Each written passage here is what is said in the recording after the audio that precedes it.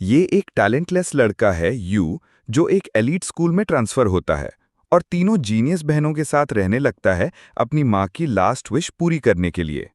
Story शुरू होती है जब ये painfully average you Saika academy of the elites में लैंड करता है, सिर्फ इसलिए क्योंकि उसकी माँ सबारा एस एक लेजेंडरी प्रोडिजी थी जो वहां से ग्रेजुएट हुई थी। यू बॉक्सिंग रिंग में उतरता है और मार्शल आर्ट्स क्लब के वाइस कैप्टन से एकदम पिट जाता है। वाइस कैप्टन उसको पैथेटिक वीकलिंग बोलता है और क्राउड भी पीछे नहीं रहता। इंसल्ट्स लेफ्ट राइट और सेंटर। सब सोच रहे हैं ये क्लूलेस लड़का सबारा एस का बेटा कैसे हो सकता है। यू खड़ा होता है अपनी लेट मदर की यादें लेकर, जिसकी ब्यूटी और एक्टिंग स्किल्स दुनिया भर में फेमस थीं।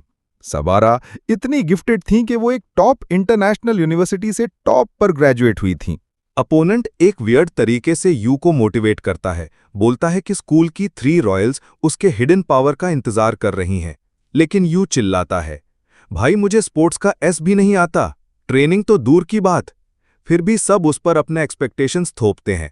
गुस्से में वो जोर से बोलता है, मैं अपनी माँ नहीं हूं, और ट्रेनर की तरफ दौड़ता है जैसे कोई ड्रामेटिक अनटैप्ड पावर वाला सीन हो। क्राउड सोचता है अब कुछ बड़ा होगा, लेकिन यू सिर्फ 2 हल्के से पॉक्स मारता है जो ट्रेनर को हिला भी नहीं पाते।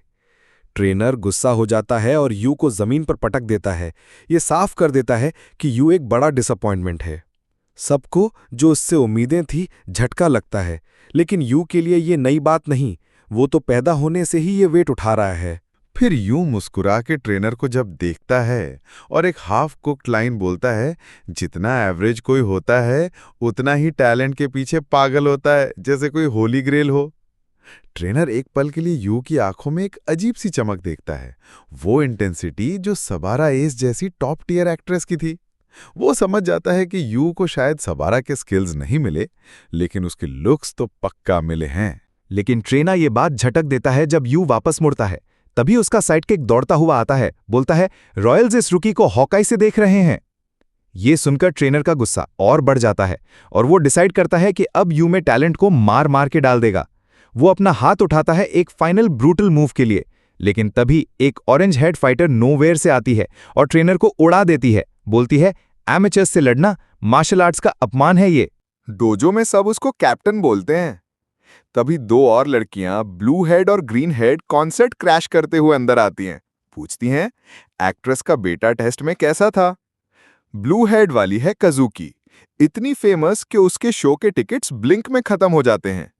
ग्रीन हेड वाली है मीवा, शोगी की यंगेस्ट टाइटल होल्डर, क्योंकि कुछ लोग प्यूबर्टी से पहले ही पीक कर लेते हैं। और ऑरेंज हेड फाइटर, वो है नीको, एथलीट प्रोग्राम की martial arts champ, flawless record और ईगो के साथ। Screaming crowd effect. क्राउड पागल हो जाता है क्योंकि ये तीनों ड्रामा क्वींस हैं स्कूल की 3 रॉयल्स। कज़ुकी आगे बढ़ती है और डिमांड करती है, सबारा का बेटा टेस्ट में कैसा था, क्या हम इसे 4th रॉयल बना सकते हैं? लेकिन ट्रेनर उनकी उम्मीदें तोड़ देता है, बोलता है, ये मीडियोकर नूब है, इसका टैलेंट तो नेगेटिव में रजिस्टर करता है। तीनों हॉटशॉट लड़कियां यू को बोलती हैं, तुम जैसा कोई यहां काम कर नहीं।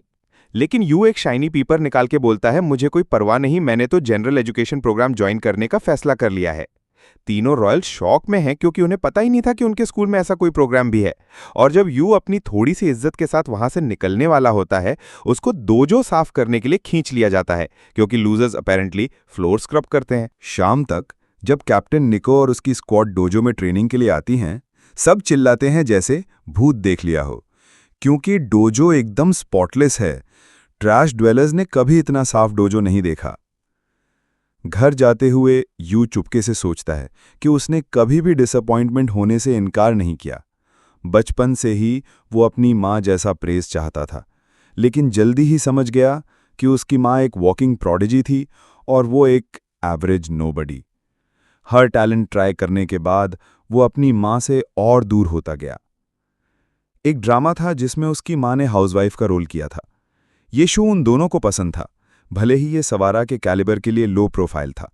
जब उसकी माँ को टर्मिनल इलनेस हुई, तब दोनों ने बात की थी कि शो का फेवरेट पार्ट था फैमिली डिनर, जो हर एपिसोड के एंड में होता था। ये पहली बार थी जब उसकी माँ ने उससे दिल से बात की। तब यू को पता चला कि उसकी माँ हमेशा एक ऐसी वार्म और ब्यूटीफुल फैमिली चाहती थी जैसे शो में थी, लेकिन ये खुशी ज्यादा देर नहीं चली और सबारा चल बसी, अपने बेटे से कहते हुए कि वो एक हैप्पी फैमिली ढूंढ ले। यू अपना सामान पैक करता है और अपनी माँ की मिस्ड अपॉर्चुनिटीज को पूरा करने की उम्मीद में मिकाडोनो के घर जाता है। मैंशन का ओनर उसको कीज भेजता है और एक नोट के साथ बोलता है कि वो जब चाहे घुस सकता है। जब यू अंदर आता है, वो मैंशन के साइज देख के थ्रिल हो जाता है। सोचता है, ये मिस्टर मिकाडोनो कौन है भाई? जैसे ही वो अनपैक करने बैठता है, निको फुल अटैक मोड में आती है। सोचती है कि कोई चोर घुस आया है। यू एक्सप्लेन करता है कि वो चोर नहीं है, लेकिन निको स्लिप करके गिर जाती है, जैसे कोई चीप कॉमेडी का कट सीन हो। यू इसका मजा लेता है, बोलता है प्रोडिजीज भी कभी कभी गिरते हैं, और उस पर टॉवल फेंक देता है जैसे चैरिटी कर रहा हो। तभी मीवा और काजुकी आती हैं, पूछती हैं ये लड़का हमारे घर में क्या कर रहा है? निको बोलती है ये पक्का चोर है। यू समझने की कोशिश करता है कि ये रॉयल्स यहां क्यों हैं। तभी मिकाडोनो का कॉल आता है। वो बोलता है कि यू की माँ उसकी दोस्त और बेनिफैक्टर थी, इसलिए वो अब फेवर रिटर्न कर रहा है। फिर ये शेडी मिस्टर बोलता है कि उसने बताना भूल गया था कि उसकी तीनों बेटियां भी वहां हैं और यू को उनके साथ एडजस्ट करना है। यू तीनों बहनों की तरफ देखता है, अपनी माँ की लास्ट विश याद करता है और सोचता है कि अब उसको इन मिकाडोनो लड़कियों के साथ फैमिली बनानी है। उसके लिए ये एक सपने जैसा है, 3 गिफ्टेड क्यूटीज के साथ रहना जैसे जन्नत से ब्लेसिंग हो। लेकिन लड़कियां इस अरेंजमेंट से खुश नहीं लगती, पर उनके डैड का ऑर्डर है तो उन्हें एडजस्ट करना पड़ता है। यू खुद को संभालता है और तीनों से प्रॉपरली इंट्रोड्यूस करता है, उम्मीद करता है कि उन्हें बेहतर जान सके। तभी उसको एक स्कैरी बात रियलाइज होती है, पूरा मैंशन एक पिग पेन जैसा है, हर जगह गंदगी। काजू की डिशेस के इंचार्ज थी, लेकिन उसने कोई बहाना बनाया कि टाइम नहीं था। असल में उसने ट्राई किया था, पर सारे डिशेस तोड़ दिए और हार मान ली। मीवा और निको को लॉन्ड्री और क्लीनिंग करनी थी, लेकिन उनकी हालत देख के लगता है कि उन्हें खुद क्लीनिंग की जरूरत है। तीनों लड़कियां यू को रोस्ट करती हैं, बोलती हैं कि उसने एप्टीट्यूड टेस्ट में सिर्फ 45 स्कोर किया। यू वापस पटक देता है, 42 भाई 45 नहीं। तीनों यूजलेस कंप्लेंट्स में उलझ जाती हैं, पर धीरे से नोटिस करती हैं कि सब कुछ एक 5 स्टार होटल लॉबी जैसा चमक रहा है। टर्न्स आउट जब वो बकवास कर रही थी, यू क्लीनिंग विजर्ड बन गया था। अगली सुबह यू तीनों के साथ ब्रेकफास्ट करके उन्हें बेहतर जानने की सोचता है, क्योंकि आज स्कूल नहीं है। लेकिन उसका प्लान तुरंत खत्म हो जाता है जब निको अपने पर्सनल डोजो में टाइल्स तोड़ती हुई अर्थक्वेक जैसा सीन बनाती है। यू दूसरों को चेक करता है, मीवा शोगी खेल रही है और एआई से लड़ रही है, और काजुकी एक ड्रग लैब जैसी वाइब दे रही है, ब्लेंडर में रैंडम चीजें डाल के सस्पिशियस मिल्कशेक बना रही है जो शायद पॉइजन करे या मार दे। जब यू डिनर का आइडिया देता है, काजुकी बोलती है कि वो घर संभाले क्योंकि उनके स्केड्यूल्स पैक्ड हैं। यू मीवा को ब्रेकफास्ट के लिए इनवाइट करता है, पर वो जूस पी रही है, शायद अपने ब्रेन को शुगर से फ्यूल कर रही है। एक नॉन प्रोडिजी जीनियस के घर में यू किचन में बैठ के सोचता है कि ये सब उसकी माँ जैसा ही है, जो सिर्फ अपने लिए खाना बनाती थी। तभी निको अंदर आती है। वो यू का नीटली बेक्ड खाना खाना चाहती है, पर कंट्रोल करती है और बोलती है कि ये उसके लिए अनबैलेंस्ड है। यू खाना चख के उसको टेम्प्ट करता है, पर निको चिल्लाती है कि उसमें एक्सेसिव कार्ब्स और लिपिड्स हैं और उसको 20 ग्राम प्रोटीन और विटामिन बी चाहिए। यू इसको रिडिकुलस बोलता है कि कोई खाना खाने से पहले न्यूट्रिएंट्स कैलकुलेट करे। निको बोलती है कि उसके लिए सही खाना उतना ही जरूरी है जितना ट्रेनिंग। जब लड़कियां प्रैक्टिस के लिए निकलती हैं, यू उनके पीछे आता है और बोलता है कि वो कुछ भूल गई हैं। सब पैनिक में चेक करने लगती हैं, पर यू सिर्फ गुड डे विश करना चाहता था। लड़कियां ब्लश करती हुई प्रैक्टिस के लिए जाती हैं और थोड़ी खुशी फील करती हैं। यू डिशेस धोता है जब मिस्टर मिकाडोनो का कॉल आता है। वो बोलता है कि वो ज्यादा नहीं आ सकेगा और यू को तीनों लड़कियों के साथ अकेला छोड़ देता है। वो यू से एक फेवर मांगता है कि वो उसकी बेटियों को सपोर्ट करे, क्योंकि उनके अपने चैलेंजेस आने वाले हैं। बस उनके साथ रहना ही उनको ओपन अप करने में हेल्प करेगा। मिकाडोनो बताता है कि हर बहन के अपने प्रॉब्लम्स हैं। काजुकी का एक अपकमिंग ऑडिशन है, निको कराटे नेशनल्स में टॉप स्पॉट के लिए लड़ेगी और मीवा को अपना शोगी टाइटल डिफेंड करना है। यू सोचता है कि अगर वो इनकी हेल्प करता है तो उसके चांसेस स्काई रॉकेट करेंगे। लेकिन फिर वो सोचता है, मैं तो यूजलेस हूँ, चिहुआवा जैसा फिजिक और वैक्यूम क्लीनर जैसा ब्रेन, मैं इन प्रोडिजीज की क्या हेल्प करूंगा। फिर उसको ये रियलाइजेशन होता है कि अगर ये लड़कियां फेल हुईं तो उनको भी फेलियर बोला जाएगा, जैसे उसको हमेशा बोला गया। वो कसम खाता है कि वो कभी उनको सफ़र नहीं होने देगा। वो तीनों को समझने का जर्नी शुरू करता है, उनके दिल जीतने के लिए होलसम फैमिली डिनर्स के साथ।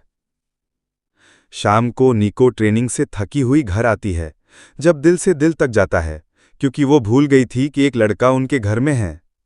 यू पॉट से सूप निकाल के चाम से चख लेता है, निको को डोकी डोई कर देता है और उसको टेस्ट करने को बोलता है। लेकिन निको स्मगली उसको रिजेक्ट करती है, बोलती है कि उसको यू का एक्स्ट्रा क्रीमी स्टफ नहीं चाहिए क्योंकि उसने अपना खाना लाया है। बात के बाद निको क्वीन जैसे निकलती है, पर देखती है कि यू फुल जोन में है। इतना अच्छा खाना बना रहा है कि पड़ोस का पत्थर भी खुशबू सूंघ रहा है। यू रेसिपी बुक्स के पीछे पड़ा है, हर डिटेल लॉक करता है अल्टीमेट डिनर के लिए। निको को ये बात चुभती है कि उसने उसको ब्रश ऑफ किया, फिर भी वो इतना एफर्ट डाल रहा है। तभी मीवा आती है और यू ग्रिन करता है जैसे प्राउड शेफ, बोलता है कि उसका सूप इतना अच्छा है कि मेवा के टोज कर्ल हो जाएंगे। लड़कियां सोचती हैं कि ये बस बकवास कर रहा है, लेकिन निको को याद आता है जब उनके पास प्राइवेट शेफ था जो 5 स्टार मील्स बनाता था, पर वो भी निको के न्यूट्रिएंट्स के स्टैंडर्ड तक नहीं था।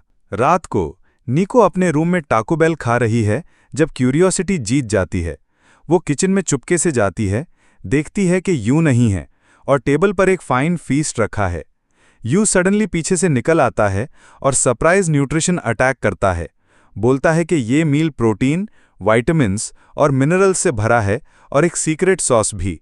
निको स्टैट से ओवरवेल्म होकर हार मान लेती है और यू थक के कोलैप्स कर जाता है क्योंकि उसने पूरा दिन डाइट एक्सपर्ट से बात की थी परफेक्ट डिनर के लिए।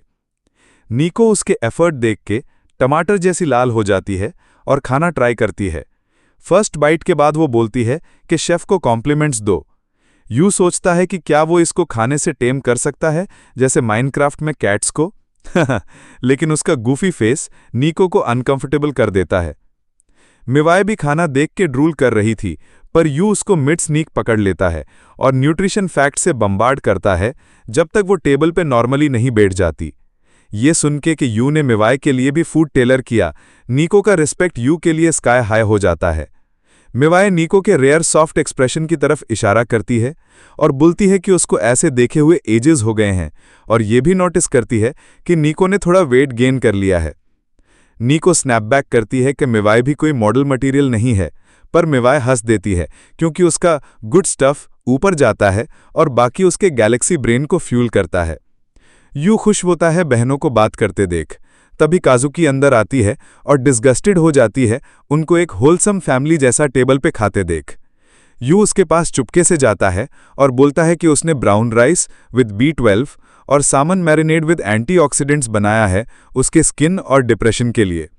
उसका पिच ऑलमोस्ट काम करता है, लेकिन काजुकी उसको ठंडा शटडाउन देती है और अपनी वीक विल्ड बहनों जैसा चाम होने से इनकार करती है। निको यू के डिफेंस में बोलती है, पर काजुकी साफ बोलती है कि वो फैमिली बॉन्डिंग के खिलाफ नहीं, बस एक पेजेंट का खाना खा के नॉर्मल फैमिली जैसा बैठना उसकी प्रिंसेस वाइब के लिए नहीं है। ये सुन के यू का last sliver of self respect shadow realm में चला जाता है। उसके सैड फेस देख के निको उसके हाथों से प्लेट छीन लेती है और खाने लगती है उसको चीयर अप करने के लिए, लेकिन यू इंस्टेंटली रिकवर करता है और निको को वार्न करता है कि अगर वो एक्स्ट्रा सर्विंग्स लेती रहीं तो वो चबी टेडी बेयर बन जाएंगी। मिवाई कंफ्यूज हो जाती है कि क्या यू चाहता भी है कि वो उसका खाना खाए या नहीं। यू पोलाइटली डिक्लेयर करता है कि उसका काम है ट्रैक करना हर चीज जो निको के बॉडी में जाती है या निकलती है, और इस वर्डिंग से निको एम्बैरेसमेंट में एक्सप्लोड करने वाली होती है। 3 दिन हो गए हैं जब से यू मिका दोनों बहनों के साथ रहने आया, लेकिन डिस्पाइट उसके एफर्ट्स काजुकी अभी भी उसके फिल्दी हैंड से बना कोई भी चीज नहीं छूती। अपने डैड के ऑर्डर याद करते हुए यू अपना इनर लेलूच चैनल करता है और एक प्लान ए बनाता है। ब्रेक टाइम में हाई पिच स्क्वील्स हॉल्स में गूंजती हैं जब काजुकी सेनपाई के फैंस उसको मौत जैसा घेर लेते हैं बॉटम टियर प्रेज देके। यू का जॉ फ्लोर पर गिरता है देख के कि वो कितनी पॉपुलर है, लेकिन वो ब्रेस करता है और बड़े स्माइल के साथ हेलो बोलता है। फैंस उसको तुरंत टैलेंटलेस बम के रूप में पहचान लेते हैं और काजुकी उसको बोलती है कि चले जाए, वरना वो उसकी डिवाइन ऑरा को अपने लूजर एनर्जी से टेंट कर देगा। लेकिन यू उसको मीनी बोलता है और अनाउंस करता है कि वो रात भर जग के उसको इम्प्रेस करने की कोशिश कर रहा था और उसके पास कुछ है जो सिर्फ वो दे सकता है। ऑब्वियसली उसका कुकिंग। फैंस वाइल्डली फ्लस्टर्ड हो जाती हैं और काजुकी चिल्लाती है कि यू अपने नेस्टी स्टेटमेंट से सबको मिसलीड करना बंद करे और घर जाके उसको इसकी सजा देगी। ये बोल के वो अपना होल और गहरा कर देती है। बाद में यू निको से मिलता है काजुकी को जीतने का स्ट्रेटजी बनाने के लिए और शॉक हो जाता है ये जान के कि कराटे क्लब उस पर कितना डिपेंड करता है। लेकिन जैसे ही काजुकी उसको देखती है, उसको यू का आउटरेजियस क्लेम याद आता है और उसकी हिम्मत देख के वो गुस्सा हो जाती है। उसकी सिम्स उसको सवाल करती हैं कि ये फूल कौन है जो काजुकी को फर्स्ट नेम से इतनी कैजुअली बुलाता है, पर काजुकी की एक डीमन क्वीन जैसी लुक से सब भाग जाते हैं। यू समझ जाता है कि अगर वो ऐसे ही चलता रहा तो एक पीस में नहीं बचेगा। अब मीवा उसका आखिरी कार्ड है। स्कूल में कहीं और मीवा शोगी खेल रही है जब उसको अपने क्लासमेट्स प्रॉब्लम सॉल्व करने में स्ट्रगल करते सुनती है। वो क्विक मैथ करके बोलती है कि उनके पास ब्रेन सेल्स की कमी है अगर वो इतना इजी प्रॉब्लम नहीं सॉल्व कर सकते। क्लासमेट्स अपनी लास्ट शेड ऑफ रिस्पेक्ट के साथ भाग जाती हैं और यू उनको जाते हुए देखता है। वो क्लास में जाता है पर मीवा का स्कूल में अलग मूड देख के अपना एक्साइटमेंट थोड़ा कम करता है। यू पोलाइटली उसको कैफेटेरिया में लंच के लिए इनवाइट करता है, पर वो बोलती है कि चले जाए। जब मीवा को लगता है कि वो नहीं मानेगा, वो क्लास से पावर वॉक करके निकल जाती है और यू उसका पीछा करता है। वो उसका पीछा करता रहता है और देखते ही देखते मीवा खुशी से हंसने लगती है जैसे टैग का गेम खेल रही हो। थोड़ी देर खेलने के बाद ये नॉन एथलेटिक ड्यूओ एस्मा के कुत्ते जैसा हाँफने लगता है और यू बोलता है कि मीवा क्लास में साइलेंट किड जैसी लगती है। ये सुन के वो कन्फेस करती है कि, और यहाँ स्टोरी का एक ट्विस्ट बनता है, लेकिन उसके लिए थोड़ी देर वेट करना पड़ेगा। क्या यू इन तीनों जीनियस बहनों के दिल जीत पाएगा या फिर वो हमेशा के लिए एक एवरेज नोबडी ही रहेगा? ये सब जानने के लिए स्टे ट्यून्ड। मीवा कन्फेस करती है कि एवरेज हाई स्कूल लड़कियों की लो की बातें उसके लिए रिलेट करना मुश्किल है क्योंकि वो एक रॉयल है। जब यू बोलता है कि वो भी रिलेट कर सकता है, मीवा उसको रॉ कंफ्यूजन में घूरती है, सोचती है ये कैसे पॉसिबल है भाई। यू पीक कॉन्फिडेंस के साथ बैठता है और बोलता है कि वो भी प्रिटी रॉयल है, या फिर रॉयली छोटा, इंटेलेक्चुअली डिसेबल्ड और एक रॉयल फेलियर डिस्पाइट उसकी अमेजिंग माँ से मिली चार्मिंग लुक्स। वो मीवा को समझाने की कोशिश करता है कि डिफरेंट होना कोई बुरी बात नहीं, लेकिन अपने मोटिवेशनल टेड टॉक के बीच में यू भूल जाता है कि वो बात भी क्या कर रहा था। ये मीवा के नर्व्स पर चढ़ जाता है। थोड़ी सी रोस्टिंग के बाद वो उसको बका बोलती है, उसको अपना छोटा बका। लंच खाते हुए यू या फिर यूयू मीवा को बोलता है कि वो काजुकी को जीतने का कोई तरीका ढूंढ रहा है क्योंकि उसके पास अब स्ट्रॉज खत्म हो रहे हैं। मीवा बोलती है कि जब वो 3 साल की थी, उसने अपनी बहन काजुकी को देखा था जब उनकी माँ ने उसके लिए स्पेशल मील बनाया था और वो सच में खुश थी। बस यही उसको याद है और इससे यू का गोल्डफिश ब्रेन शॉक में चला जाता है क्योंकि वो तो 5 मिनट पहले क्या किया ये भी नहीं याद रखता। लेकिन इस एक क्लू के साथ यू किचन में वापस जाता है और थियराइज करना शुरू करता है कि काजुकी की माँ उसके लिए क्या डिशेस बनाती होगी। तभी काजुकी पीछे से ज़ॉम्बी जैसी दिखाई देती है। जब यू उससे कुछ पूछता है, वो धुम से गिर जाती है क्योंकि उसको तेज बुखार है। बाद में उसके रूम में ये प्रिंसेस आर्ग्यू करती है कि ये कोई बड़ी बात नहीं, बस थक गई थी। लेकिन मीवा उसका फॉरहेड छूती है और तीसरी डिग्री के बर्न्स फील करती है। निको एक कूलिंग पैड स्लैप करने की कोशिश करती है, पर यह जिद्दी बहन फाइट बैक करती है। तभी यू एक बोल पॉरिज लेके आता है जिससे काजुकी इतनी गुस्सा हो जाती है कि वो सबको रूम से बाहर फेंक देती है और फिर अकेली बेड पर रो पड़ती है अपने फ्रेल बॉडी के वजह से। यू रियलाइज करता है कि काजुकी को पता है कि वो कितनी जल्दी बीमार पड़ जाती है, फिर भी वो अपने रिहर्सल्स बिना फेल किए करती है। वो पॉरिज उसके डोर पर छोड़ देता है, लेकिन दूसरी बार वो वापस भेज देती है। यू इस अनग्रेटफुल ग्रेमलिन के रूम में घुस जाता है और उसकी डांट सुनता है, लेकिन जब वो उसको बाहर निकालने जाती है, उसके घुटने जवाब दे देते हैं और वो स्लो मोशन में गिरती है जबकि यू वहां ह्यूमन कुशन बनने को तैयार खड़ा है। काजुकी पूछती है, तू मुझे अकेला क्यों नहीं छोड़ता? यू तुरंत बोलता है कि वो चाहता है कि वो जल्दी ठीक हो जाए ताकि रिहर्सल्स मिस ना करे, और ऑफर भी करता है कि उसको प्राइवेट क्लासेस देगा।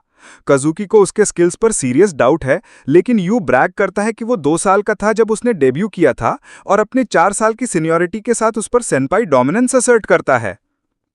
स्क्रिप्ट देखने के बाद यू प्रिंसेस का रोल लेता है और काजुकी को प्रिंस बनाता है, लेकिन जैसे ही पहली लाइन उसके मुंह से निकलती है, जो मॉर्निंग वुड से भी ज्यादा स्टिफ है, काजुकी दरवाजा उसके मुंह पर बंद कर देती है। यू बोलता है कि वो बस वार्म अप कर रहा था, फिर एडमिट करता है कि उसकी माँ ने उसको काउंटलेस वोडेशंस दिलाई थे और वो हर एक में फेल हुआ था।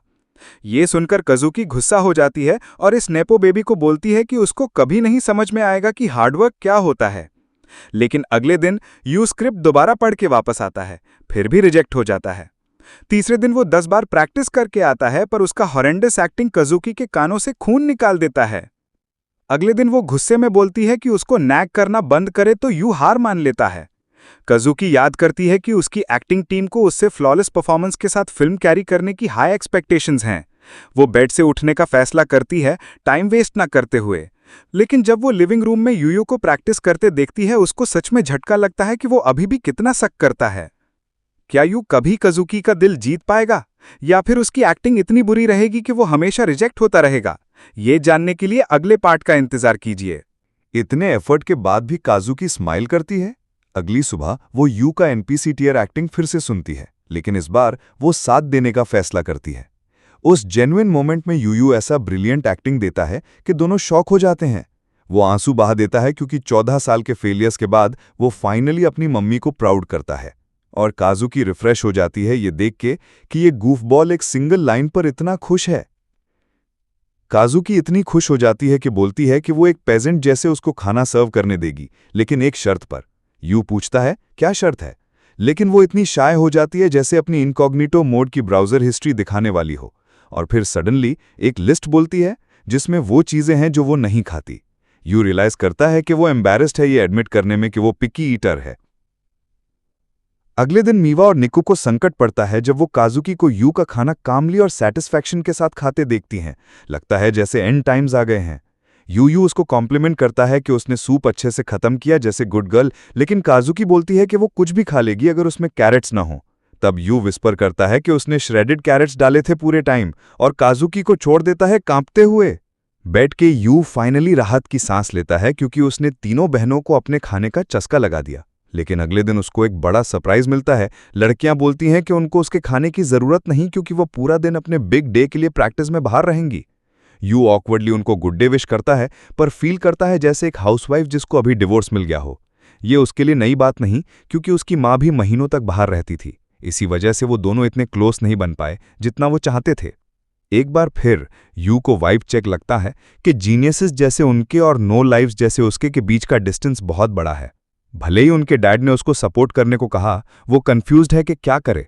खिड़की के बाहर देखते हुए उसको एक याद आती है। उसकी माँ ने हॉस्पिटल में एक छोटा नोट लिखा था जिसमें लिखा था कि वो चाहती थी कि उसका एक हैप्पी फैमिली हो। तब उसको रियलाइज होता है कि उसको तो पता भी नहीं कि हैप्पी फैमिली होता क्या है।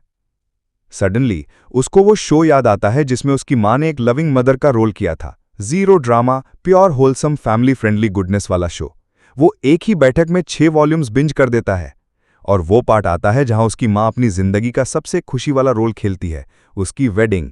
लेकिन उसको ये रियलाइजेशन होता है कि ये सब स्क्रिप्टेड है, और जो रियल फैमिली उसके साथ है वो उसकी माँ की विश से बिल्कुल ऑपोजिट है। तभी मिकाडो बहनें घर वापस आती हैं और मिवा को रोस्ट करती हैं, क्योंकि वो इतनी थकी हुई लगती है जैसे कोल माइंस से शिफ्ट करके आई हो। वो यू को देखते हैं जो आंसू पोंछता हुआ मूवीज देख रहा है, और सोचती हैं कि क्या बात उसको इतना इमोशनल कर गई। मिवा सोचती है कि शायद ये बस एक और फैमिली शो है। लेकिन जब कज़ुकी टीवी पर उसकी माँ को देखती है, उसको पता चल जाता है कि यू अभी भी एक बच्चा है जो अपनी माँ को बहुत मिस करता है, भले ही यू बस वाइब कर रहा था। कज़ुकी सीरियस लुक के साथ उसको बोलती है कि उसको इतना हार्ड वर्क करने की ज़रूरत नहीं, ना ही एट होम डैड बनने की, बस ये दिखाने के लिए कि वो एक फैमिली है।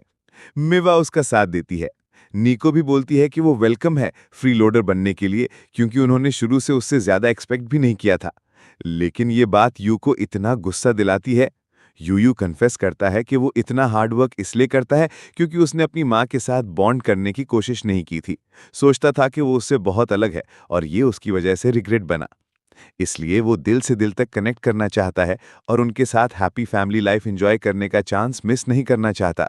पर हैप्पी फैमिली बोल के तीनों बहनें क्रीप्ड आउट हो जाती हैं। निको अपने आप से मम्बल करती है कि हैप्पी फैमिलीज सिर्फ टीवी पर एग्जिस्ट करती हैं, पर फिर भी यू को ह्यूमर करती है और पूछती है कि वो फैमिली कैसे बन सकते हैं। इतने में टीवी पर प्रोटैगनिस्ट हीरोइन को प्रपोज करता है और उसको किस करता है, जिससे ऑडियंस चिल्लाती है। ये देख के यू फील करता है कि मिकाडो बहनें उसकी सोल को पियर्स कर रही है अपनी स्टेयर से, और फिर फुल पैनिक मोड में चली जाती हैं उसके क्रेजी प्लान की वजह से। कज़ुकी डिनायल में है, वो एक सेकंड के लिए शादी के बारे में फैंटेसाइज करती हैं। निको अपने आप को कन्विंस करती हैं कि वो ट्रेनिंग चूज करेगी ओवर मैरिंग अ फेलियर। और मीवा सोचती हैं कि उसका ब्रेन स्टूपिड लव सीन से ब्रेन वॉश हो गया है। तभी यूयू डिक्लेयर करता है कि उसने अपना चॉइस बना लिया है और निको का नाम लेता है, जिससे वो फ्रीज हो जाती है। वो हाइप करता है और बोलता है कि उनको एक दूसरे के बर्थडेज जानने चाहिए। वो एक्सप्लेन करता है कि निको उसकी ग्रेड में है, तो फैमिली के रूप में उसको पता होना चाहिए कि वो उसकी छोटी बहन है या एक अरावन सैम। ये सुन के लड़कियां फिर से बैफल हो जाती हैं और इस फ्री लोडिंग पेजेंट को बोलती हैं कि वो ट्रैश में ही रहे जहां उसका बिलोंग करता है। बाद में निको बाथ में अभी भी फ्लस्टर्ड है जब उसको यू का लो टेस्टोस्टेरॉन स्क्रीम किचन से सुनाई देता है। वो दौड़ के बाहर आती है, सोचती है कि कोई चोर घुस आया, पर देखती है कि यू डेवस्टेटेड है क्योंकि सैंडविचेस के लिए ब्रेड खत्म हो गया। निको उस पर स्नैप करती है कि वो इतनी छोटी चीज पर रोए जो उसके जैसा ही छोटा है। लेकिन जब उसको रियलाइज होता है कि वो बेसिकली नेकेड है, वो एम्बैरेसमेंट में उड़ जाती है और सीधा मिवा से टकरा जाती है। मिवा अपनी इंटेलेक्चुअल बहन की तरह तुरंत नोटिस करती है कि निको बात से निकलने के लिए थोड़ी ज्यादा लाल है। वो हर पॉसिबल सिनेरियो एनालाइज करने लगती है कि क्या बात उसको इतना फ्लस्टर कर सकती है। तभी यू एक बंडल ऑफ टॉवल्स लेके आता है। जैसे ही उसका हाथ निको के हाथ को छूता है, उसके हार्मोन्स गो हेवायर और वो टॉवल्स ड्रॉप कर देती है और यू को बुली करना शुरू कर देती है। यू सोचता है कि उसको फ्री लॉडिंग के लिए सजा मिल रही है। मिवा को निको का हार्मोनल मेल्टडाउन देख के लगता है कि शायद उसको भी इस छोटे रैस्कल पर क्रश है, पर मीवा तुरंत ऑल्सो पर लॉक करती है और निको को एक्सीडेंटली कन्फेस करने के लिए डांटना शुरू कर देती है। यूयू चुपके से टॉवल्स फोल्ड करता है, वॉर जोन में दो बहनों को रकस करते हुए देख के। कजुकी साय करती है और अपनी छोटी बहनों को बोलती हैं कि अपने उम्र के हिसाब से बिहेव करें। यू उससे एक पॉट अपर शेल्फ पर रखने के लिए हेल्प मांगता है और ये चार्मिंग प्रिंसेस पूछती है कि क्या वो उसको, और यहाँ स्टोरी एक और ट्विस्ट लेती है। क्या यू तीनों बहनों के साथ अपनी हैप्पी फैमिली का सपना पूरा कर पाएगा या फिर वो हमेशा एक फ्री लोडिंग पेजेंट ही रहेगा?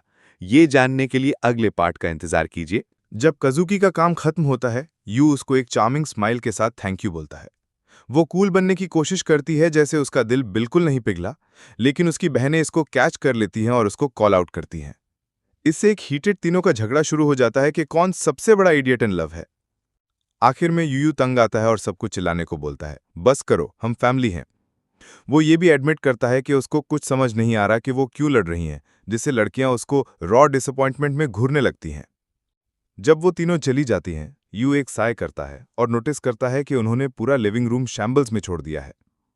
क्लीन करते हुए यूयू चुपके से सोचता है कि रियल लाइफ कभी भी टीवी जैसी परफेक्ट नहीं होगी। फिर भी जो डिनर उन्होंने शेयर किया वो एक ऐसी मेमोरी है जो वो हमेशा ट्रेजर करेगा। वो अपने आप से विश करता है कि उनके साथ एक हैप्पी लाइफ हो, और तभी उसको एक अनएक्सपेक्टेड ट्रेजर मिलता है, मिकाडोनो तीनों का एक फोटो जब वो छोटी अडोरेबल बच्ची थे। यू तुरंत क्यूटनेस के ओवरडोज में चला जाता है और सोचता है कि ये तीनों ऐसी कैसे से अब वैसी हो गई। वो विश करता है कि वो चेरी ब्लॉसम ट्री के नीचे उनका एक नया फोटो ले सके, और डिसाइड करता है कि पूछता चलेगा कि ये फोटो किसको भूल गया। लेकिन जब वो बहनों से चेक करता है, तीनों तुरंत दरवाजा उसके मुंह पर बंद कर देती हैं। ये शर्लॉक होमलेस के शक को और बढ़ा देता है कि इनमें से कोई कुछ छुपा रही है। अगर कोई इस फोटो को होल्ड किए हुए है, तो इसका मतलब है कि दिल से कोई एक उनके पुराने फैमिली डेज को उतना ही मिस करता है जितना वो करता है। लेकिन अगली सुबह तीनों बहनें अपने अपने रास्ते चली जाती हैं, उसकी प्राइवेट इन्वेस्टिगेशन को शुरू होने से पहले ही बंद कर देती हैं। फिर भी यू इम्प्रेस होता है ये जान के कि ये प्रॉबिजीज पूरे देश में ट्रैवल करती हैं, और डिसाइड करता है कि उनके इवेंट्स कहाँ हो रहे हैं उसका और गहरा पता लगाए। और तभी उसको जैकपॉट लगता है।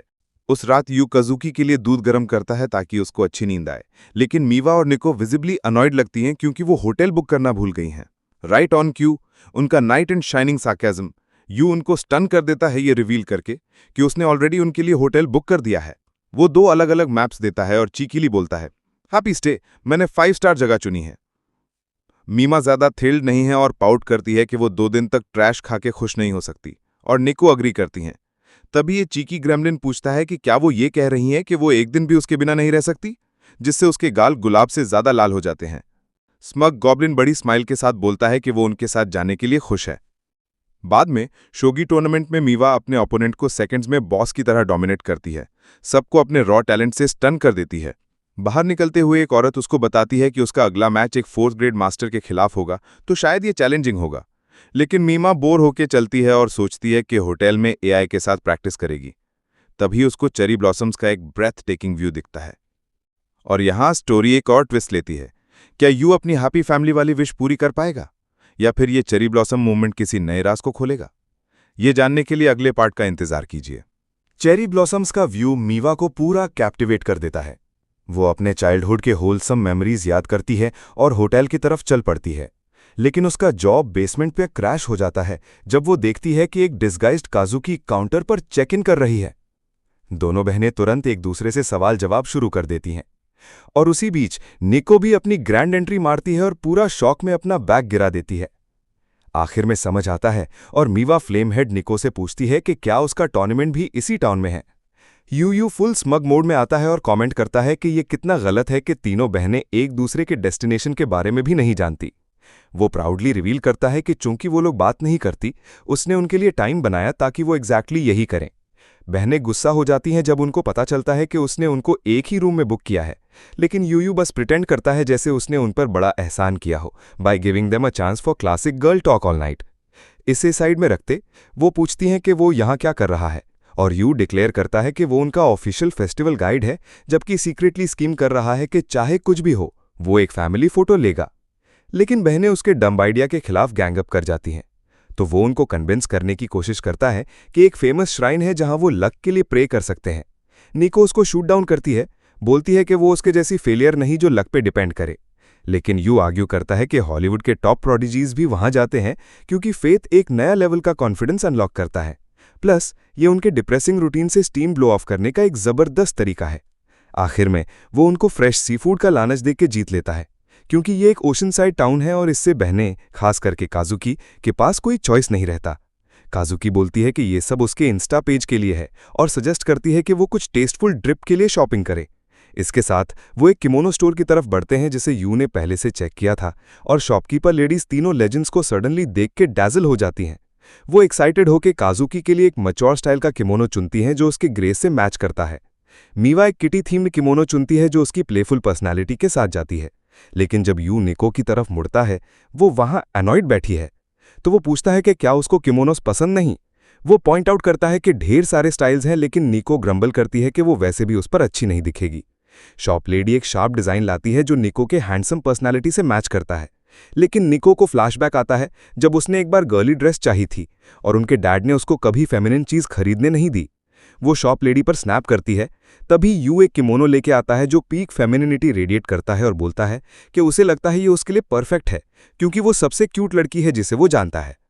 नेको दिल से दिल तक हिट हो जाती है और जब यू उसके दोनों स्टाइल्स में से चुनने को बोलता है, वो दोनों लेके चेंजिंग रूम में चली जाती है। और जब वो बाल बांध के बाहर आती है, तीनों उसकी एन्चेंटिंग ब्यूटी देख के कंप्लीटली ब्लोन अवे हो जाते हैं। इसके बाद ये not so typical family festival enjoy करने निकल पड़ता है। मीवा बोलती है कि उसे भूख लग रही है, तो यू उसे रिमाइंड करता है कि क्लोज रहे और ज्यादा दूर ना भटके। तभी क्राउड। यहां स्टोरी एक और ट्विस्ट लेती है। क्या यू अपना फैमिली फोटो वाला सपना पूरा कर पाएगा या फिर यह फेस्टिवल उनके लिए कोई नया ड्रामा लाएगा? ये जानने के लिए अगले पार्ट का इंतजार कीजिए। चेरी ब्लॉसम्स का व्यू मीवा को पूरा कैप्टिवेट कर देता है। वो अपने चाइल्डहुड के होलसम मेमोरीज याद करती है और होटल की तरफ चल पड़ती है। लेकिन उसका जॉब बेसमेंट पे क्रैश हो जाता है जब वो देखती है कि एक डिस्गाइज्ड काजुकी काउंटर पर चेक इन कर रही है। दोनों बहनें तुरंत एक दूसरे से सवाल जवाब शुरू कर देती हैं। और उसी बीच निको भी अपनी ग्रैंड एंट्री मारती है और पूरा शॉक में अपना बैग गिरा देती है। आखिर में समझ आता है और मीवा फ्लेमहेड निको से पूछती है कि क्या उसका टूर्नामेंट भी इसी टाउन में है। यू फुल स्मग मोड में आता है और कमेंट करता है कि ये कितना गलत है कि तीनों बहनें एक दूसरे के डेस्टिनेशन के बारे में भी नहीं जानती। वो प्राउडली रिवील करता है कि चूंकि वो लोग बात नहीं करती, उसने उनके लिए टाइम बनाया ताकि वो एग्जैक्टली यही करें। बहनें गुस्सा हो जाती हैं जब उनको पता चलता है कि उसने उनको एक ही रूम में बुक किया है, लेकिन यू बस प्रिटेंड करता है जैसे उसने उन पर बड़ा एहसान किया हो by giving them a chance for classic girl talk all night.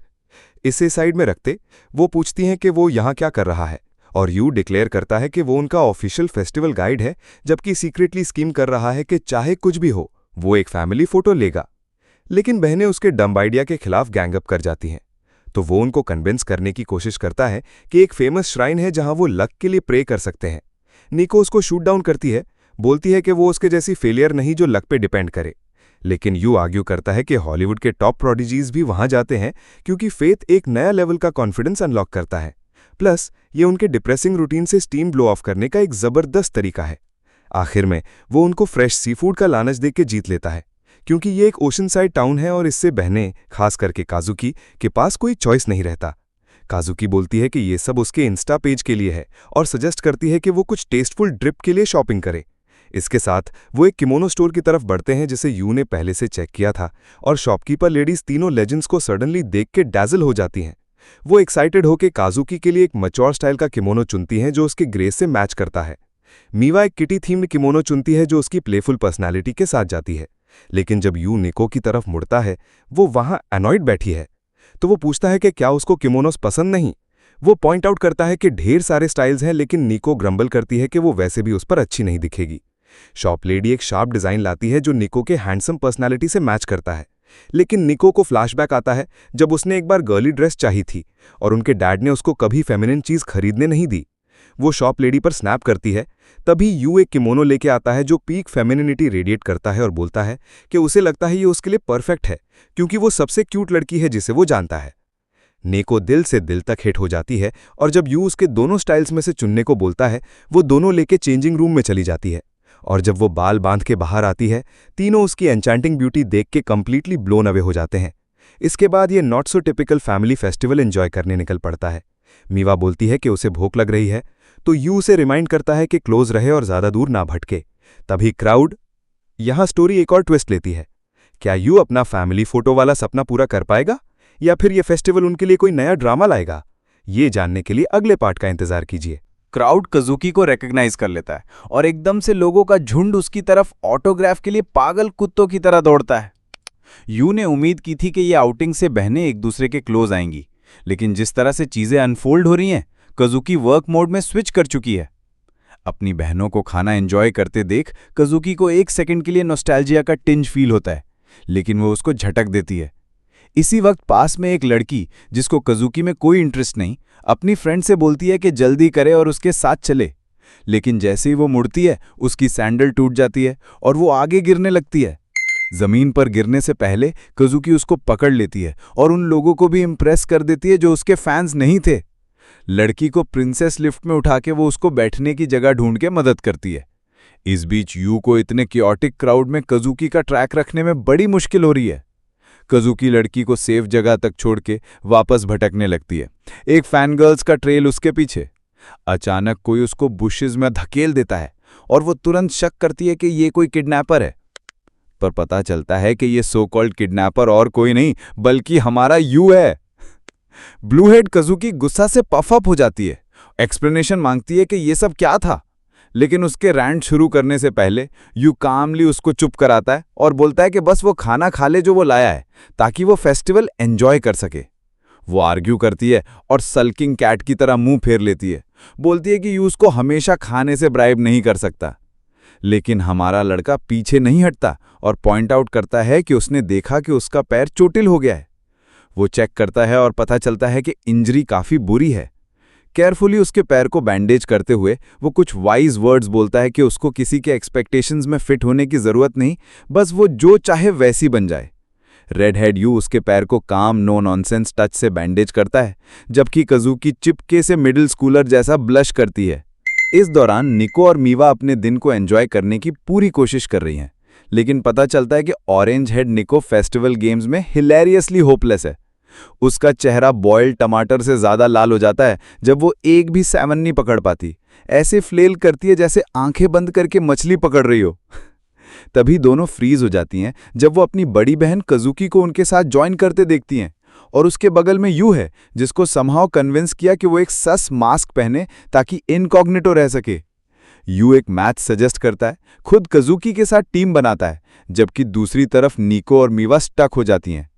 निको तुरंत अपनी बहन पर जब कसती है, बोलती है कि वो ये क्रीपी स्माइली मास्क हमेशा पहनना चाहिए क्योंकि उसका असली चेहरा ऐसे लगता है जैसे कोई मारने वाली हो। कजुकी मास्क के नीचे स्माइल करती है और मैच शुरू हो जाता है। यू अपनी फिश कैचिंग पैडल से पहले स्नैप करता है, उसके बाद मीवा जो तुरंत फाउल प्ले चिल्लाती है और अपनी बहन पर चीटिंग का इल्जाम लगाती है क्योंकि उसकी फिश अभी तक चिप नहीं हुई। चीजें जल्दी स्पाइरल करती हैं और ये चैलेंज एक फुल ऑन सिबलिंग ब्रॉल में बदल जाता है। यू पीछे हट जाता है, सोचता है कि ये शायद एक रेयर बॉन्डिंग मोमेंट हो डिस्गाइज में, और पास में होने वाले ग्रैंड कंपटीशन चेक करने दौड़ जाता है।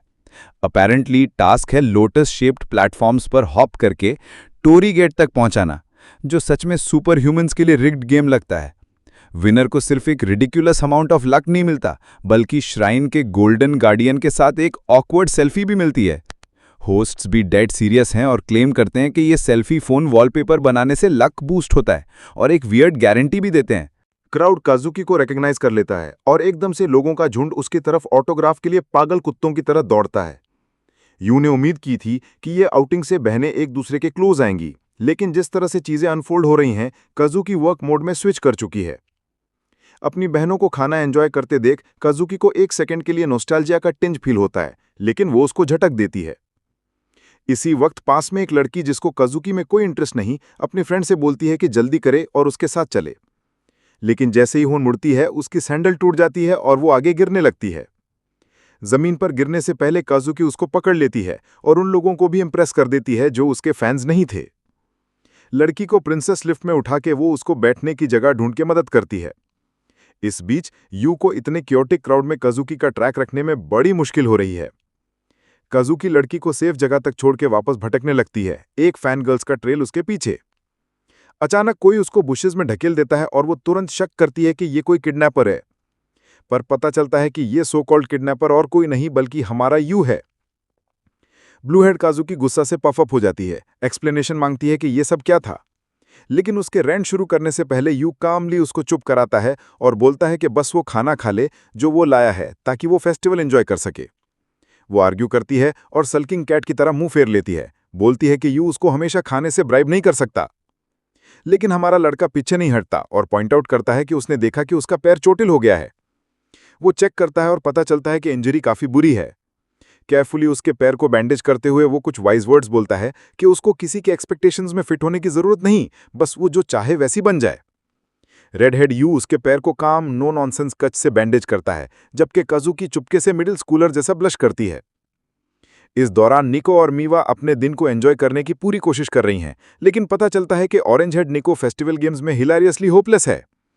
उसका चेहरा बॉइल्ड टमाटर से ज्यादा लाल हो जाता है जब वो एक भी सैमन नहीं पकड़ पाती, ऐसे फ्लेल करके जैसे आंखें बंद करके मछली पकड़ रही हो।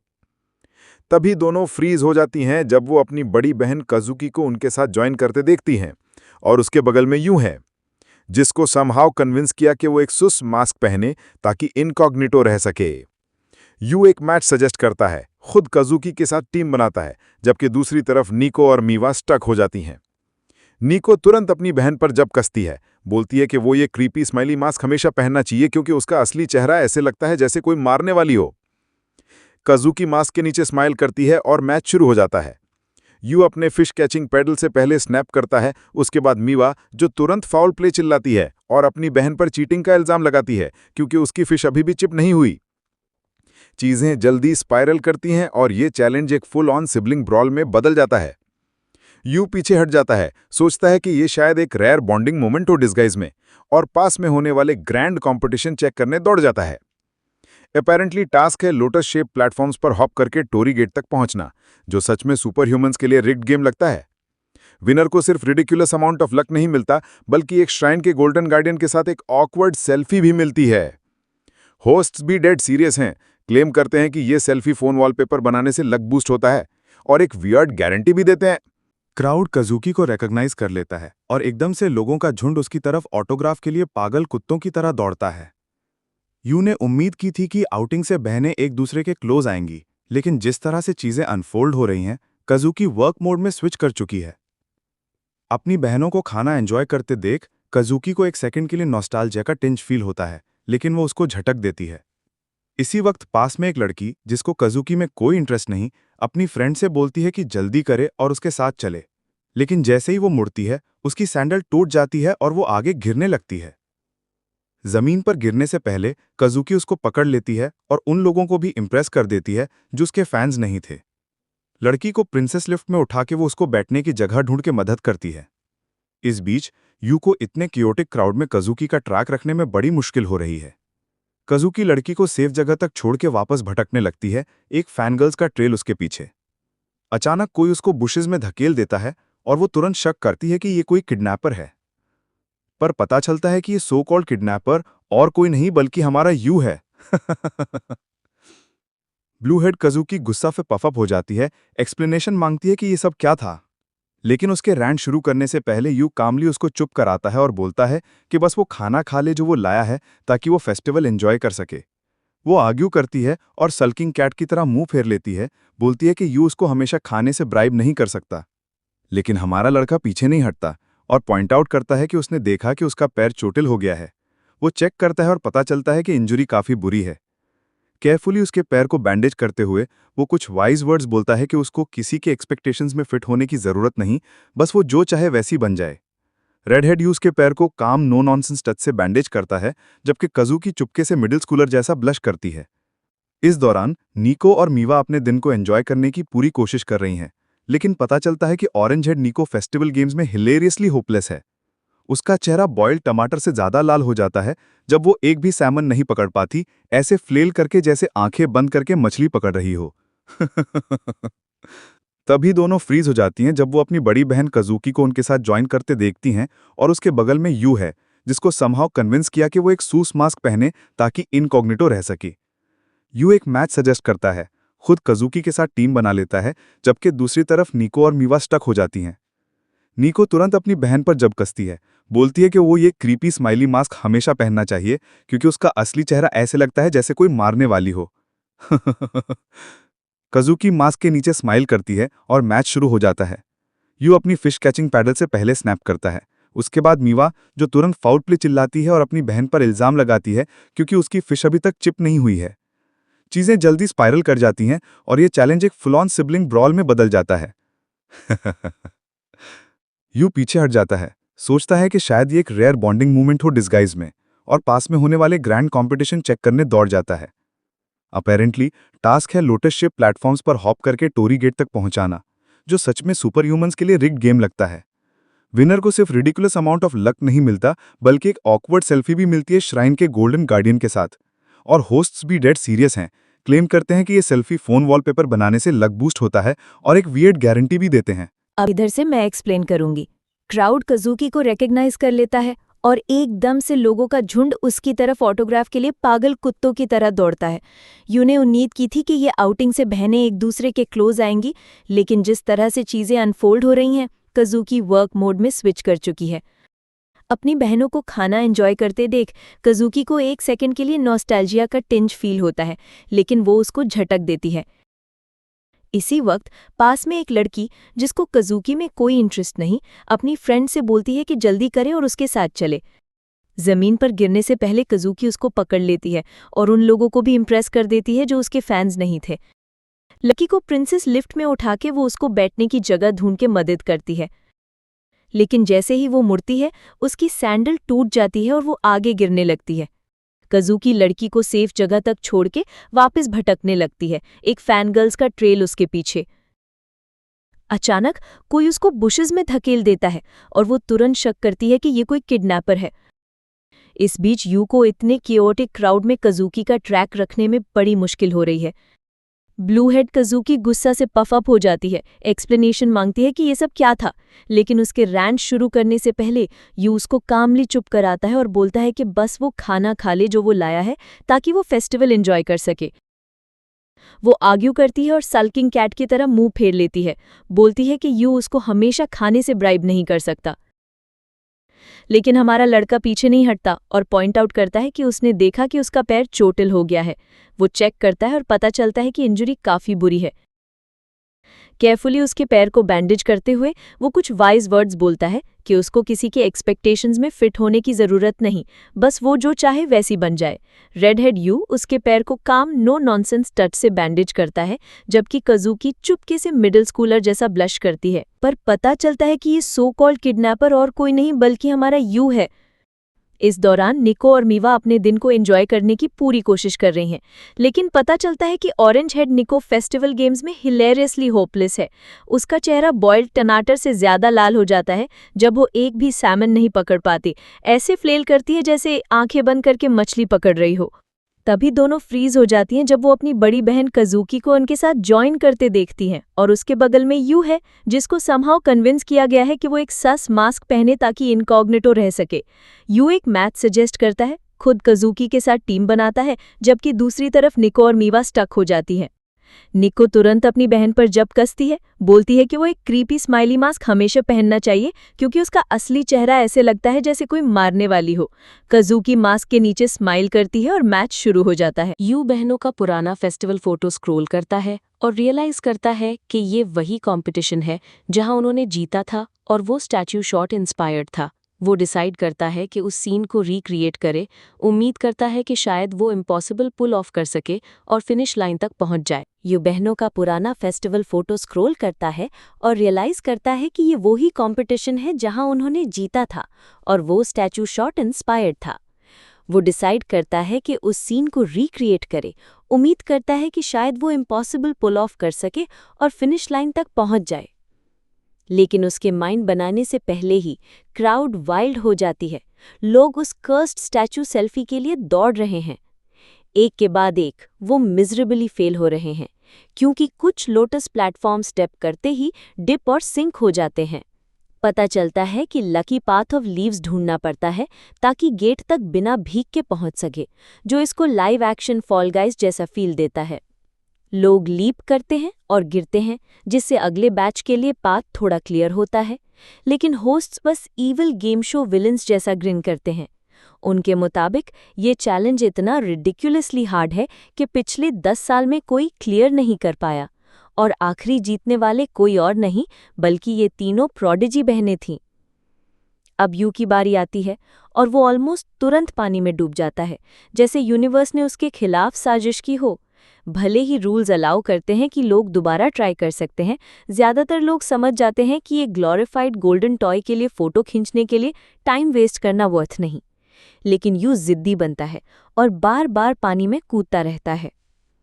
बेचारा लड़का अपना चेहरा टूट देता है, लेकिन एक भी बार पीछे हटने का नहीं सोचता। रात पड़ने पर और बारिश तेजी से शुरू होने पर भी जैसे कोई डिवाइन साइन हो क्विट करने का, यू हार मानने से इनकार करता है। होस्ट्स आखिर में उसको गिव अप करने को बोलते हैं, कहते हैं कि ये एफर्ट के बारे में नहीं, बस प्योर डम लक का खेल है। वो ऑफर भी देते हैं कि बिना जीते फोटो खींच सकता है। लेकिन यू सोचता है कि बहनें शायद एक यूनिट की तरह परफेक्ट टाइमिंग के साथ चलकर जीती होंगी। ये मेमोरी उसको कन्विंस करता है कि चाहे कुछ भी हो वो आगे बढ़ेगा।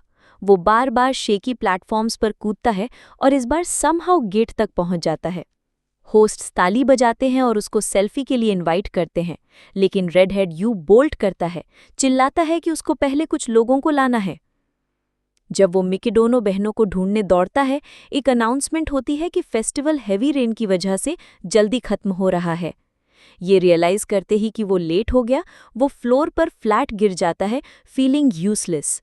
तीनों लड़कियों की आवाज़ें उसके कानों में गूंजती हैं। यू का दिमाग तीनों बहनों की आवाज़ों से गूंज रहा है। याद आता है कि वो उनको यहाँ खींच कर लाया था और सोचता है कि वो तीनों शायद होटल वापस भाग गई होंगी, उसको एक बार फिर छोड़ के। लेकिन जब वो आंखें बंद करता है और खोलता है, तीनों प्रोडिजीज उसके सामने अम्ब्रेलास के साथ खड़ी होती हैं। वो पूछती हैं कि वो वापस क्यों नहीं आया और अब क्यों पूरा भीगा और कीचड़ में लटपट है। यू बोलता है कि उसने सोचा था कि वो उसको डिच कर देंगी, लेकिन लड़कियां जवाब देती हैं कि वो इतनी हार्टलेस नहीं है।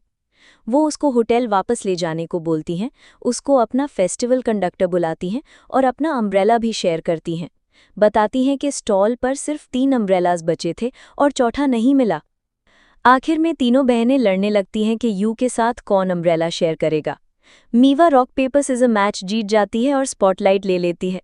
होटल वापस पहुंच के सब अपना बात खत्म करती हैं और अपने पर्सनल कंडक्टर को चेक करती हैं, जो बिल्कुल मेस लग रहा है। वो पूछती हैं कि क्या वो बात स्किप करने का प्लान बना रहा है, और तभी रेड हेड यू शीपिशली एडमिट करता है कि वो अपने लिए अलग रूम बुक करना भूल गया। अब सारे नियरबाय होटल्स फुल हैं और उसके पास रहने की कोई जगह नहीं। ऑकवर्डली स्माइल करते हुए वो बोलता है कि वो बस किसी कैफ़े में क्रैश कर लेगा। बहनें उसको घूरती हैं, रियलाइज़ करती हैं कि ये होपलेस है, और जब वो जाने वाला होता है, काजुकी उसको रोकती है और अपने रूम में खींच लेती है। वो सब आर्ग्यू करती हैं कि अपने नाम और प्रोफेशन के लिए डिसग्रेस्ड होगा अगर उन्होंने एक किटन को बारिश में ठंड से बीमार होने दिया। नीको तो पॉइंट आउट करती है कि जब वो ऑलरेडी साथ रहते हैं तो एक बार ये हैंडल करना कोई बड़ी बात नहीं है। अगला इशू ये है कि यू के लिए कोई रोब नहीं, क्योंकि ये होपलेस लूजर अपना रोब भी लाना भूल गया। थोड़ी ऑकवर्ड ग्लांसेस और फिजिटी मोमेंट्स के बाद यू को फाइनली एक एक्स्ट्रा रोप दिखता है और वो जल्दी से शा लेने भाग जाता है। बात करते हुए वो दरवाजे के पीछे से चिल्लाता है कि वो उसके एग्जिस्टेंस को भूल जाए और बस अच्छी नींद ले ले। आखिर में लाइट्स ऑफ हो जाती हैं और सब सोने के लिए सेटल हो जाते हैं। लेकिन अब एक नई प्रॉब्लम आती है। तीनों प्रोडिजीज के दिल धड़क रहे हैं। नींद न आने की वजह से उनके चेहरे फ्लश रहते हैं, भले ही कोई बुखार नहीं। स्टोरी थोड़ी पीछे रिवाइंड होती है, रिवीलिंग कि यू एक्चुअली अपने मिशन में सक्सीड कर गया था, तीनों बहनों का स्टैचू के साथ फोटो लेने का। जैसे उम्मीद थी, उसने फिर से चीजें मैसअप किया और क्लाउनिंग अराउंड किया, जिससे बहनें और जोर से हंसी। प्रेजेंट में वापस आकर जब यू एक्साइटेडली अपना बैग चेक करता है, उसको तीनों बहनों का पुराना फोटो नहीं मिलता।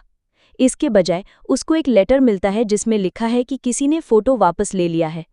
वो मुस्कुराता है, खुश कि फोटो अब अपने राइटफुल ओनर के पास है, और सेकंड्स में सो जाता है। यू को इतनी जल्दी सोते देखकर तीनों लड़कियां चुपके से उठ बैठती हैं, सोचती हैं कि वो अभी तक क्यों जाग रही हैं।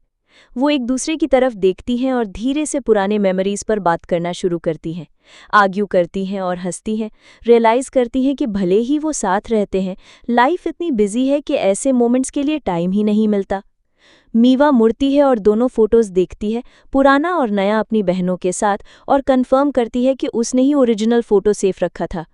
वो चकल करती है, यू को एक लवेबल इडियट सोचती है जो इतनी मेहनत करता है बस उनको एक और फोटो साथ में खींचने के लिए। लेकिन तीनों बहनें चुपके से अपने दिल में यू का शुक्रिया अदा करती हैं, फिर धीरे से सो जाती हैं। अगली सुबह चोर्स हो रहे होते हैं जब यू कैजुअली न्यूज़ चेक करता है तो हैरान हो जाता है हेडलाइंस देखकर, जो तीनों प्रोडिजीज के आउटस्टैंडिंग रिजल्ट्स की तारीफ कर रहे हैं, भले ही उन्होंने पिछली रात पूरा गूफिंग अराउंड किया था। अगले दिन क्लास में बैठकर यू फैंटेसाइज करता है कि घर वापस जाके तीनों बहनों के लिए डिनर कैसे बनाएगा। वो पूरा दिन इंग्रेडिएंट्स शॉपिंग में बिताता है और फिर मिकाडोनो मैंशन की तरफ जाता है जब सूरज डूबने वाला होता है। गेट खुलते ही उसको पता चलता है कि तीनों बहनें एक्सपेक्टेड से पहले घर वापस आ गई हैं। वो एक जोड़ी शूज़ भी नोटिस करता है जो उसको पहचाना नहीं। अंदर जाते ही वो तीनों बहनों को एक आदमी के सामने पोलाइटली खड़े देखता है जो सोफा पर कामली बैठा है। मोमेंट थोड़ा इंटेंस लगता है जब यू सोचता है कि ये कौन है, लेकिन जैसे ही उसकी आवाज़ सुनता है उसको तुरंत पता चल जाता है कि ये मिस्टर मिकाडोनो है, और वो जल्दी से ग्रीट करता है, अपना प्रॉपर इंट्रोडक्शन देता है। मिस्टर मिकाडोनो यू की माँ के लिए कंडोलेंसेस एक्सप्रेस करता है, लेकिन उसको अश्योर करता है कि जब तक वो है उसकी माँ के टैलेंट्स हमेशा जिंदा रहेंगे। यू को ये एक्सपेक्टेशंस अपने लिए थोड़ा ओवरवेलमिंग लगते हैं और वो मिकाडोनो बहनों की तरफ देखता है, सोचता है कि वो सब इतनी सीरियस क्यों लग रही हैं। मिस्टर मिकाडोनो फिर बात बदलता है और काजुकी से ठंडी आवाज़ में उसका परफॉर्मेंस रिपोर्ट मांगता है। वो जल्दी बताती है कि उसका रूटीन जैम पैक्ड है और कल एक इंटरव्यू शेड्यूल्ड है। जब नीको की बारी आती है, वो कॉन्फिडेंटली बोलती है कि वो अपनी चैंपियनशिप्स जीत रही है एज यूजुअल, और अश्योर करती है कि वो स्लो नहीं होगी। आखिर में मीवा की बारी आती है और वो भी एक परफेक्ट रिपोर्ट देती है। जब यू कुछ बोलने वाला होता है, मिकाडोनो खड़ा हो जाता है और इंटरप्ट करता है, बोलता है कि परफॉर्मेंस रिपोर्ट्स डिस्कस हो चुके हैं और अब वो जाएंगे। यू उसको रोकता है और पूछता है कि क्या वो डिनर के लिए ज्वाइन करना चाहेंगे, क्योंकि उसने उनके लिए खाना बनाने का प्लान किया था। बिना जवाब दिए मिकाडोनो पास पड़ी एक मास्क की तरफ चलता है। यू एक्सप्लेन करता है कि यू एक्साइटेडली मिस्टर मिकाडोनो को बताता है कि वो तीनों बहनों को वीकेंड के फेस्टिवल में ले गया था और वो सब एक ही जगह पर आ गए, वो भी वही फेस्टिवल जहां वो बचपन में गए थे। मिकाडोनो सीरियस हो जाता है और पूछता है कि ये आइडिया किसका था।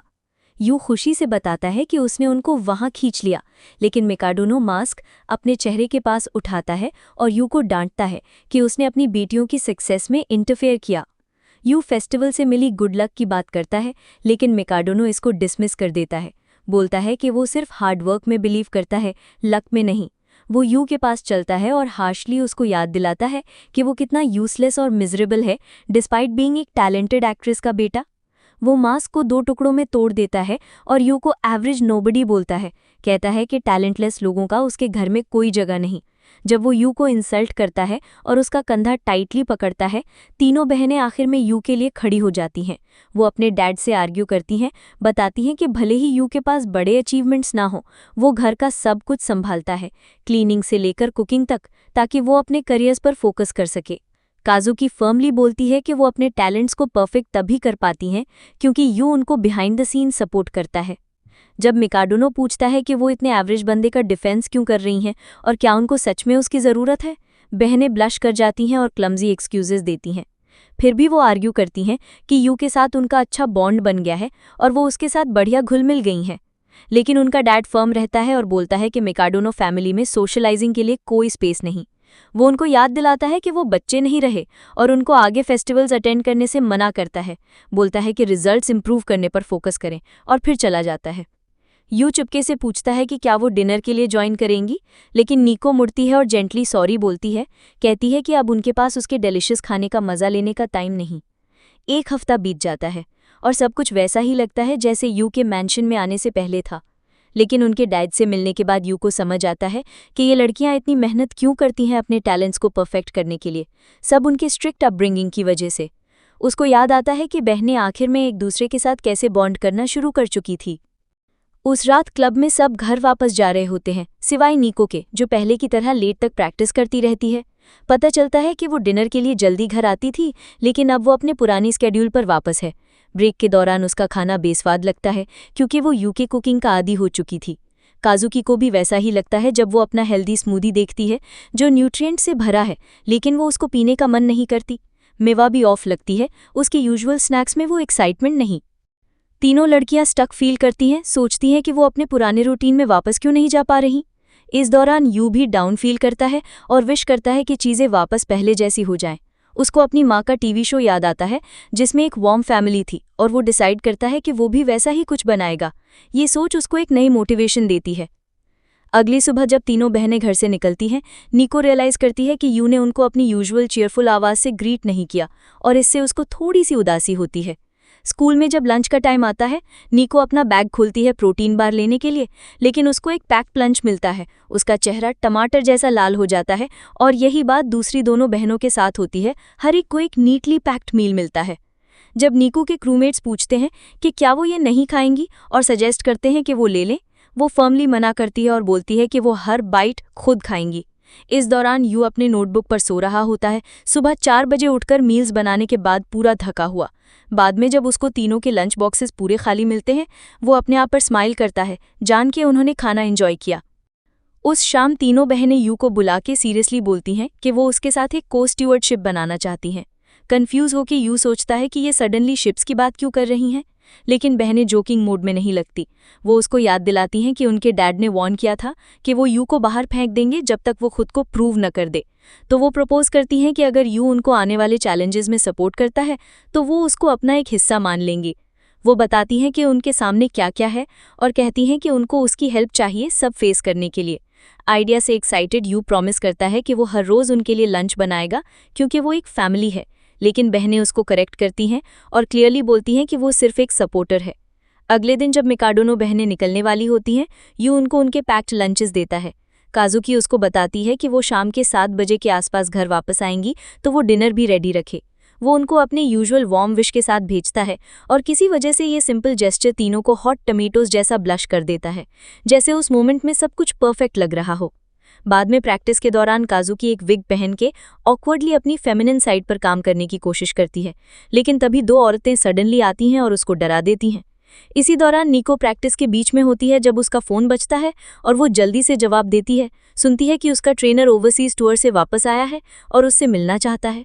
इसी वक्त छोटी मेवा अपने ट्रेनिंग सेशन में डीप है, लेकिन उसका ट्रेनर उसको नॉकडाउन कर देता है। मीवा का ट्रेनर कामली उसको याद दिलाता है कि वो टाइम आ रहा है जब उसको फाइनली चूज करना होगा कि वो सच में कौन सा पाथ फॉलो करना चाहती है।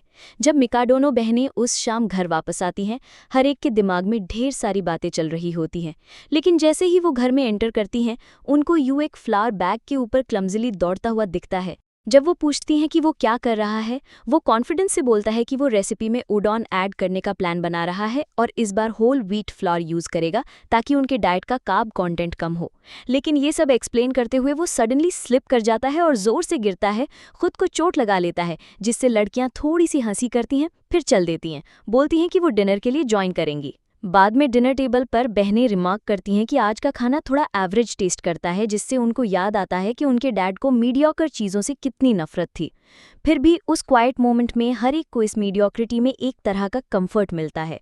जब यू डिश कर रहा होता है, कज़ूकी अंदर आती है और हेल्प ऑफर करती है। बोलती है कि वो अपनी फेमिनिन साइड पर काम कर रही है। यू पॉइंट आउट करता है कि डिशेस करना फेमिनिनिटी से कोई लेना देना नहीं, लेकिन वो इंसिस्ट करती है और साथ में ज्वाइन कर लेती है। जब यू उसके ऑडिशन का जिक्र करता है, कज़ूकी थोड़ी पैनिक करती है, एडमिट करती है कि ये उसका पहला फेमिनिन रोल है और शायद इसलिए वो इतनी नर्वस है। तभी वो यू के हाथ पर बैंडेजेस नोटिस करती है और पूछती है कि क्या हुआ। यू बताता है कि वो कुकिंग में ज़्यादा अच्छा नहीं और अक्सर खुद को जला लेता है। दोनों थोड़ी देर कैजुअली बात करते, जब तक यू सडनली स्लिप नहीं कर जाता और उसको नोज ब्लीड हो जाता है। कज़ूकी जल्दी से उसकी हेल्प के लिए दौड़ती है, लेकिन वो भी स्लिप कर जाती है और उसके ऊपर लैंड करती है, जो ऑलमोस्ट एक किस जैसा लगता है। वो जल्दी से उठ जाती है और जब यू सॉरी बोलना शुरू करता है, वो ब्रश ऑफ करती है, बोलती है कि ये बस एक एक्सीडेंट था।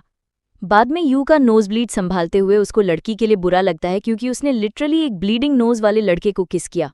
फिर भी कज़ूकी को ये बिल्कुल डिस्टर्ब नहीं करता, जिसे यू रियलाइज करता है कि वो स्टेज पर ऐसे सीन्स की आदी होगी। लेकिन उसको खुद के लिए भी बुरा लगता है जान के कि उसका फर्स्ट किस खून जैसा टेस्ट करता था। दूसरी तरफ जब नीको बोलती है कि शायद बारिश होगी, कज़ूकी टीवी ऑन करती है वेदर चेक करने के लिए, लेकिन उसको किसिंग सीन चलते हुए मिलता है। वो जल्दी से टीवी ऑफ करती है और नीको को ऑनलाइन वेदर चेक करने को बोलती है। इसके बाद वो मीवा से मिलती है और बोलती है कि उसका जेली टेस्टी लगता है। मीवा प्राउडली बोलती है कि ये न्यू किड ने उसके लिए बनाया और ये सॉफ्ट लिप्स में निबल करने जैसा फील करता है। लिप्स का जिक्र कज़ूकी को फिर से थ्रो ऑफ कर देता है और वो अपना कॉफ़ी टेबल पर स्लैम करके अपने रूम में चली जाती है, दरवाज़ा बंद कर लेती है। अपने लिप्स छूते हुए अभी भी फ्लस्टर्ड यू सडनली बिना नॉक के अंदर आ जाता है, जिससे उसका गुस्सा ट्रिगर हो जाता है। यू कामली एक्सप्लेन करता है कि वो बस एयर क्लियर करने आया था। ये भी कहता है कि उसको यकीन है कि कज़ूकी अपना एक किस उस जैसे बंदे पर वेस्ट नहीं करना चाहेगी। वो सजेस्ट करता है कि दोनों प्रिटेंड करें कि ये कभी हुआ ही नहीं। जब वो बाहर जाता है, कज़ूकी फ्रस्ट्रेशन से फट पड़ती है, उसको जर्क बोलती है ऐसी बात कहने के लिए।